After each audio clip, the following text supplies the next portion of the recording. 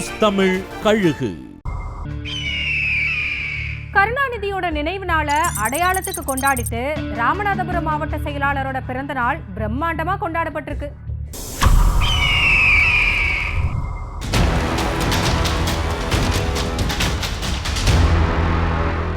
ஜூலை 7ஆம் தேதி தமிழ்நாடு பூராவும் முன்னாள் முதலமைச்சர் கருணாநிதியோட நினைவு நாள அமைதி பேரணி அஞ்சலின்னு பெரிய அளவுல அனுசரிச்சாங்க.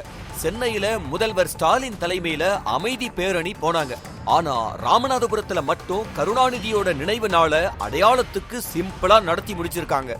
காரணம், அடுத்த நாளான ஜூலை 8ஆம் தேதி ராமநாதபுரம் எம்எல்ஏவும் மாவட்ட செயலாளராகவும் இருக்கிற காதர் பாட்ஷாவோட பிறந்த நாள் தானா.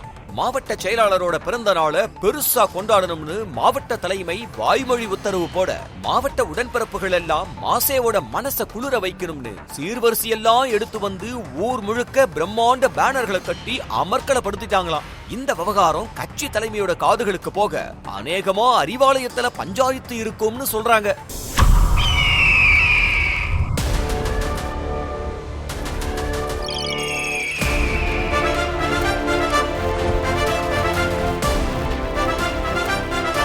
நியூஸ் தமிழ் கழுகு.